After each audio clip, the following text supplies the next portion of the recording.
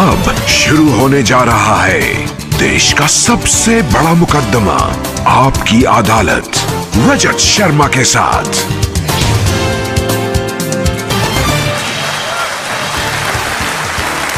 नमस्कार, आपकी अदालत में आपका बहुत बहुत स्वागत है। आपकी अदालत में हम ऐसे लोगों को इनवाइट करते हैं जिनको लेकर जनता के मन में उत्सुकता रहती है, जिनसे लोग सवाल पूछना चाहते हैं, जिनके बारे में लोगों के मन में क्यूरियोसिटी होती है। पिछले दिनों मैं जहां भी गया, लोगों ने मुझे एक शख्स के बारे में कहा, आप इन्हें आपकी अदालत में बुलाइए, और मैं भी सोचने के लिए मजबूर हो गया, ये कौन है जिसके बारे में हर पब्लिक फंक्शन में लोग मुझे कहते हैं, जिसके बारे में लोग मैसेज भेजते हैं, दर्शकों की बार बार मांग आती है। पता किया, इनकी सोशल मीडिया पर काफी फॉलोइंग है। जब ये अपने घर से बाहर निकलते हैं तो सड़क पर ट्रैफिक जाम हो जाता है, लाखों लोगों की भीड़ इकट्ठा हो जाती है। इस शख्स को आपकी अदालत में आमंत्रित कर रहा हूं। प्लीज वेलकम बागेश्वर धाम के प्रमुख धीरेन्द्र कृष्ण शास्त्री।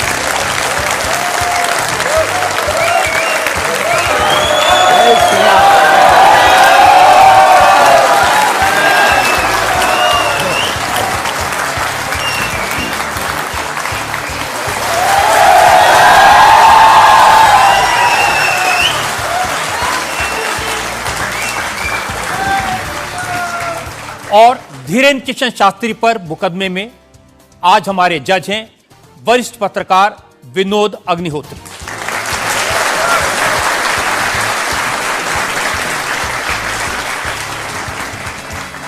इससे पहले कि मुकदमा शुरू करें, इल्जामात सवालात का सिलसिला शुरू करें, आज के जज विनोद अग्निहोत्री की इजाजत चाहेंगे आज की कार्रवाई शुरू करने के लिए।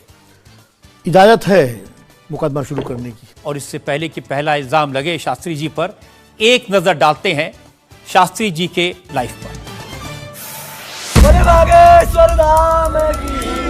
आजकल पूरे देश में बागेश्वर धाम के प्रमुख धीरेन्द्र कृष्ण शास्त्री की बहुत चर्चा है। कोई उन्हें चमत्कारी कहता है, कोई उन्हें अंतर्यामी कहता है, कुछ लोग उन्हें पाखंडी कहते हैं, लेकिन धीरेन्द्र कृष्ण शास्त्री खुद को पक्का सनातनी बताते हैं। अब हिंदू एक हो जाओ, सनातनी एक हो जाओ, यही हम चिल्ला रहे हैं कब से। शक्ति का प्रभाव दिखाना यही हमारा उद्देश्य है। धीरेन्द्र कृष्ण शास्त्री का दावा है कि उनके ऊपर बजरंगबली की विशेष कृपा है। वो भक्तों का दुख दर्द सिर्फ अपने इष्ट तक पहुंचाते हैं। चूंकि भक्तों पर कृपा बरस रही है, इसलिए धीरेन्द्र कृष्ण शास्त्री का प्रताप भी बढ़ रहा है। उनके भक्तों की संख्या अब लाखों में है। धीरेन्द्र कृष्ण शास्त्री सिर्फ 26 साल के हैं। साल 2 साल में ही बागेश्वर धाम के पीठाधीश्वर के रूप में वे विख्यात हो गए। अब बड़े बड़े मंत्री और अफसर भी उनके दरबार में हाजिरी लगाते हैं। धीरेन्द्र कृष्ण शास्त्री सबसे पहले नजरों में आए जब संस्कार टीवी पर उनकी भागवत कथा दिखाई जाने लगी। फिर वो चमत्कार भी दिखाने लगे। 21वीं सदी के इस कथावाचक के वीडियो आजकल हर मोबाइल में है। बाबा इंस्टाग्राम से लेकर फेसबुक तक हर जगह छा चुके हैं। जैसे जैसे धीरेन्द्र कृष्ण शास्त्री की लोकप्रियता बढ़ी तो विवाद भी सामने आ गए। धीरेन्द्र कृष्ण शास्त्री का दावा है कि वो कोई पैसा नहीं लेते। जो उनके दरबार में आना चाहता है उसे सिर्फ हनुमान जी के यहाँ नारियल बांधकर अर्जी लगानी पड़ती है। धीरेन्द्र कृष्ण शास्त्री एक अच्छे वक्ता हैं। अब उनका संकल्प है कि वो सनातन धर्म को घर घर पहुंचाएंगे और भारत को हिंदू राष्ट्र घोषित करवाएंगे। आपकी अदालत में धीरेन्द्र कृष्ण शास्त्री अपना मुकदमा खुद लड़ेंगे। तो आइए शुरू करते हैं आज का मुकदमा। आपकी अदालत में पहला इल्जाम धीरेन्द्र कृष्ण शास्त्री पर।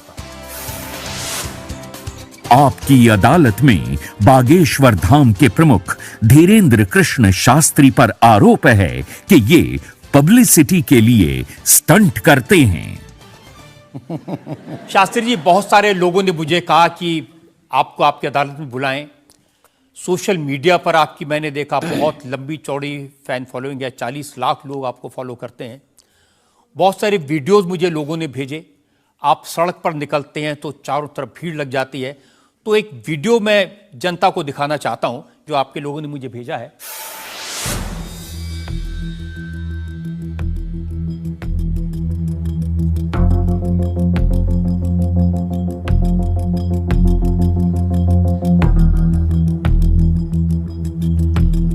तो ये वाकई में शास्त्री जी असली वीडियो है या पब्लिसिटी स्टंट है, बनाया हुआ है?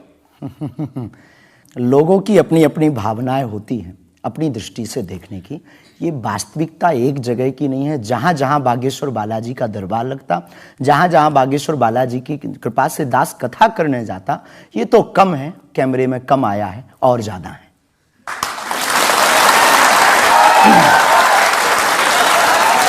लेकिन 26 साल की उम्र में इतनी चर्चा, इतनी पब्लिसिटी, ऐसा क्या है आप में? जिसका गुरु बलवान होता है, चेला पहलवान होता है।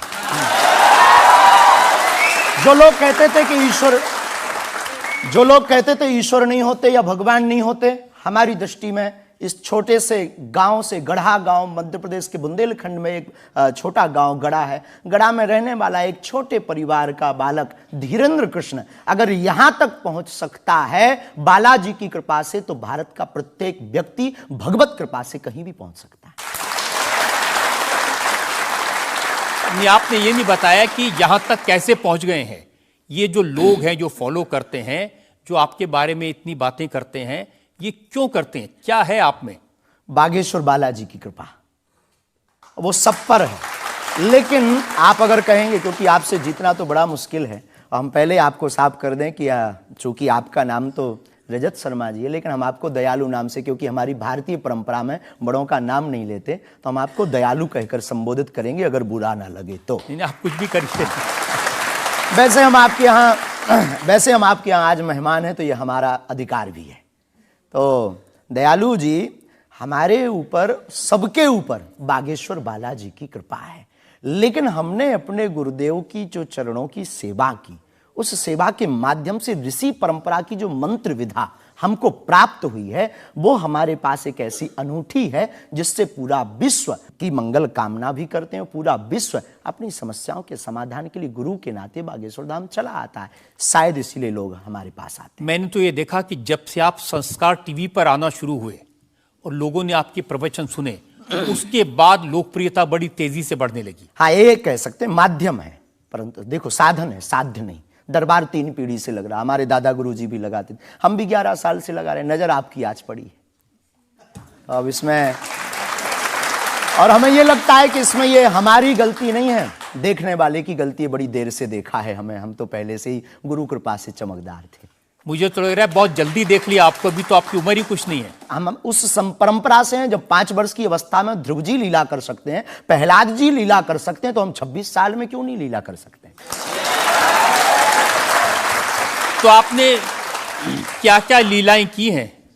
कोई ऐसी लीला नहीं की जिसमें हम फंसे हैं, लेकिन आपकी अदालत में आए हैं, और आपके उसमें आप जो कह रहे हैं, तो हमारे जीवन में गुरु कृपा से जो किया, सब सनातन के लिए किया, और केवल सनातन के लिए करें। लीला का मतलब ये, हम कोई ईश्वर नहीं है, हम कोई भगवान नहीं है। साधारण जैसे ये इंसान है, वैसे हम मानव हैं। हम में कोई अलग नहीं है, बस हमने अपनी परंपरा को ठीक से जाना, ये अलग है।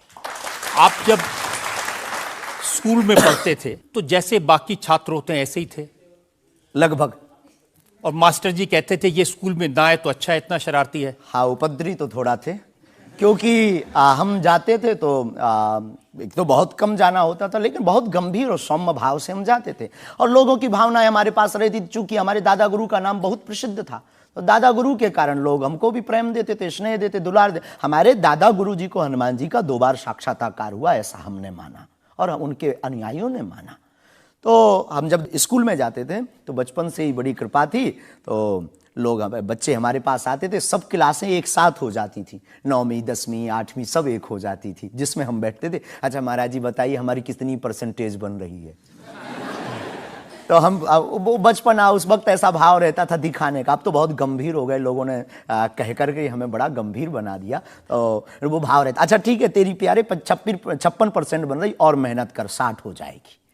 तो कौन हनुमान जी बताते थे कितनी परसेंटेज? गुरु प्रेरणा हमसे कोई शक्ति बात नहीं करती है, कोई सामने नहीं हमारे पास बैठती है, हमें तो अनुभव होता है, प्रेरणा होती है। जो ऋषि परंपरा में प्रेरणा है, जो हमारे भारत में अनेकानेक महापुरुष, तो हमको प्रेरणा लगती है, ऐसा अनुभव होता है कि ऐसा होगा। जैसे हमें प्रेरणा लग जाती है कि ऐसा होगा, वो हम लिख देते हैं, और इष्ट कृपा से और अपने इष्ट के प्रति आस्था से वो बात सत्य निकलती है।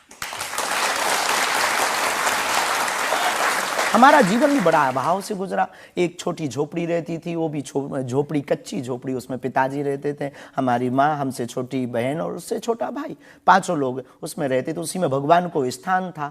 दादा गुरुजी निर्मोही अखाड़ा से साधु थे, तो उन्हें परिवार से ज़्यादा मतलब नहीं था। तो बड़ा अभाव में गुजरा हमारा जीवन, बहुत विचित्र स्थितियों में गुजरा। लेकिन अभाव ने प्रभाव की महिमा बताई, और आज प्रभाव ने हमें अभाव की महिमा बताई। तो आप कह रहे हैं कि जब छात्र थे तो साधारण छात्र थे, जैसे बाकी बच्चे होते हैं, वैसे आज घर परिवार वैसा था जैसे बाकी लोगों का होता है। कोई नई बात नहीं, कोई ऐसा, हम कोई ईश्वर नहीं है, हम संसार से कोई अलग से ब्रह्मा जी की फैक्ट्री से सेट नहीं भये। हम जैसे दुनिया है वैसे हम हैं। बस गुरु परंपरा और हनुमान जी की कृपा क्या होती है, शायद हनुमान जी ने और गुरु ने हमको चुना, ये ललकार कर बताने के लिए, हमें लगता है हमारा। तो इस देश में तो बहुत सारे लोग हैं जो हनुमान जी के भक्त हैं, है करोड़ों लोग